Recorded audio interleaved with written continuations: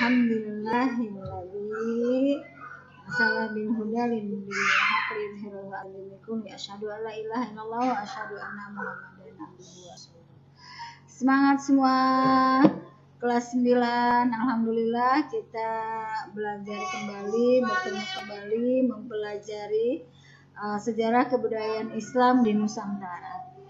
Seperti apa perkembangan Islam di Indonesia setelah masuk pada abad ke-7 yang kemudian berkembang pada abad ke-13.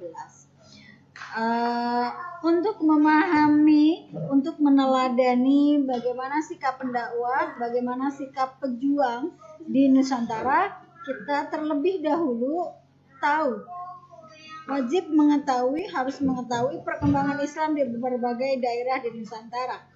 Setelah itu, baru kita kemudian bisa meneladani semangat perjuangannya seperti apa, bagaimana lika-likunya, bagaimana beratnya, luar biasa pejuang pendakwah untuk menyebarkan Islam di Indonesia.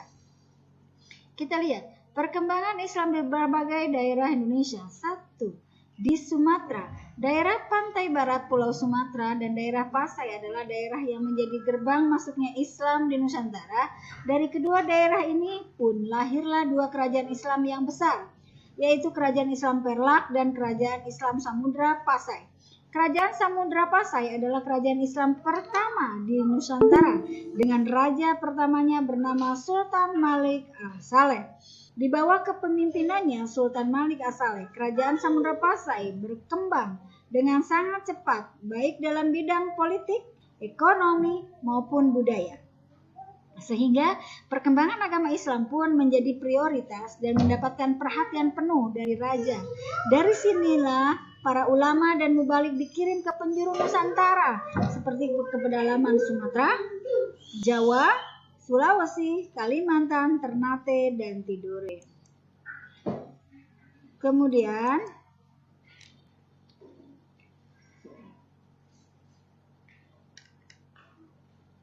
sejarah Islam di Jawa. Perkembangan Islam di Pulau Jawa juga melalui jalur perdagangan. Seperti yang kita bahas waktu kita bertatap muka di awal. Melalui jalur perdagangan oleh para pedagang-pedagang Islam dari kerajaan Samudra Pasai dan Malaka. Selanjutnya, Islam disebarkan oleh para wali dan mubalik yang dikenal dengan Wali Songo. Ini bagaimana kita kemudian memahami semangat para mubalik dahulu untuk menyebarkan Islam di Indonesia. Kemudian, yang ketiga, sejarah Islam di Kalimantan. Masuknya Islam di Kalimantan melalui dua jalan, yaitu Kerajaan Islam Malaka dan melalui mubalik yang datang dari Pulau Jawa. Hasilnya adalah berdirinya Kerajaan Banjar. Kerajaan Banjar di Kalimantan yang berasaskan Islam pada tahun 1526 setelah lenyapnya Kerajaan Daha. Akibat terjadi pertikaian di dalam internal kerajaan. Kemudian, sejarah Islam di Sulawesi. Jejak sejarah Islam di Pulau Sulawesi dimulai di Palopo yang disebut Luwu, Sulawesi Selatan.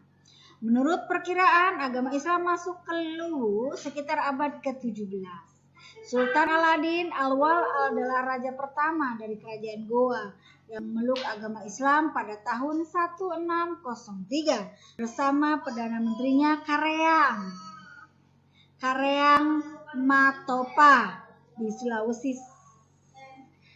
Islam disebarkan oleh 3 ulama besar di Sulawesi. Nah, perhatikan dan diingat. Islam disebarkan oleh 3 ulama besar di Sulawesi. 1. Sultan Alaidin.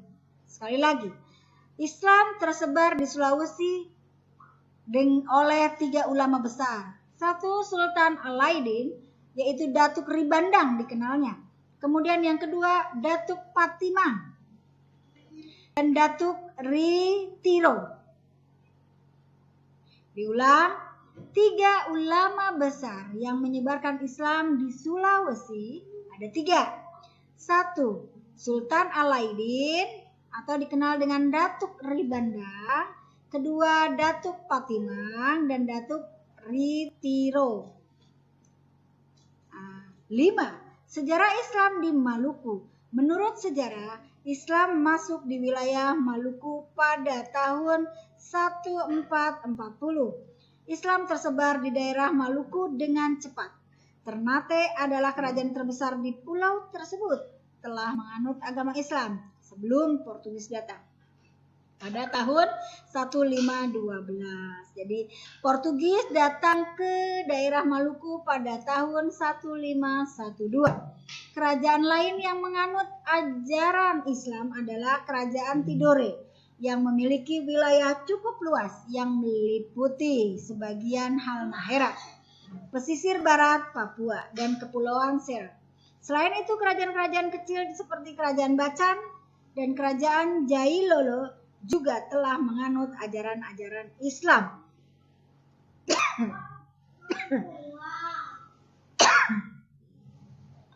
Kemudian, sejarah Islam masuk ke daerah tanah Papua. Masuknya Islam di Papua dibawa oleh orang-orang Islam yang berasal dari Kerajaan Maluku, yang menguasai sebagian dari wilayah Papua. Penyebaran Islam di Papua salah satunya disebarkan oleh ulama-ulama dari Kerajaan Bacan yang secara administrasi menguasai beberapa suku di Papua. Ada beberapa suku. 1. Suku Waigeo. Oke, dicatat. Suku Waigeo. Dan suku Miso. 2 suku ini adalah 2 suku yang sebagian besarnya adalah sudah masuk Islam. Perkembangan agama Islam di tanah Papua terbilang sangat lambat dibanding dengan daerah-daerah seperti yang lain, seperti contoh di Jawa, Sumatera, Sulawesi, Kalimantan. Kemudian, contoh perkembangan Islam di Indonesia. Kalau tadi sebelum ini kita melihat beberapa penyebaran Islam di berbagai daerah. Tadi 1 sebut Jawa. Oke, betul. Kedua adalah Sumatera. Ketiga Kalimantan. Ya. Keempat Sulawesi. Kelima adalah Papua. Nah, sekarang kita lihat contoh perkembangan Islam di Indonesia. 1. Bidang ilmu pengetahuan. Kedudukan para ulama yang diangkat sebagai penasehat kerajaan atau hakim memberikan kontribusi yang besar terhadap perkembangan ilmu pengetahuan Islam. Di samping mereka memperoleh kekuasaan dalam menyebarkan agama Islam dan mencetak kader-kader mubalik, mereka juga mempunyai kesempatan untuk menulis beberapa buku dan kitab-kitab baik dalam ilmu umum maupun ilmu agama. Para ulama Indonesia yang karyanya sangat terkenal pada masa itu antara lain Hamzah Fansuri dari Boros, Aceh. Ingat tokoh-tokohnya, Hamzah Fansuri dari Boros, Aceh. Terkenal dengan tokoh sufi. Hasil karya yang paling terkenal antara lain Asrorul Arifin fil Bayan. Oke, ini tolong diingat ya.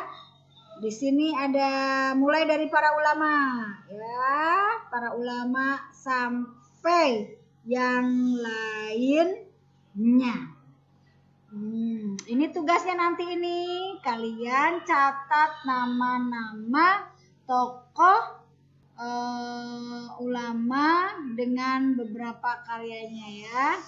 Nih, tulis nanti di sini diulang, difoto lalu dikirim. Ya, sama tadi tugasnya adalah 2 suku. Sebutkan 2 suku Papua. Ya, ditulis ya, 2 suku Papua. Yang tadi Misol dan Waigeo. Ya. Oke. Selanjutnya adalah bidang kesenian. Perkembangan bidang seni seperti yang dicontohkan para wali songo sangat efektif dalam penyampaian dakwahnya. Nah, ini salah satu yang harus kita tiru adalah semangat para pendakwah di Indonesia.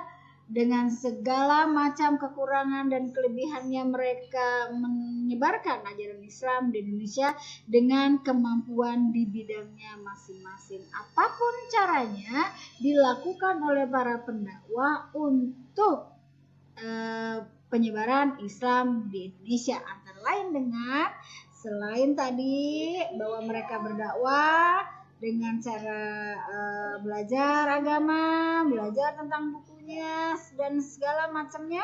Kemudian antara lain adalah selanjutnya dengan kesenian, karena di beberapa pulau Jawa ternyata kesenian ini luar biasa sangat mengena untuk menyebarkan agama Islam. Selanjutnya adalah perkembangan organisasi Islam di Indonesia.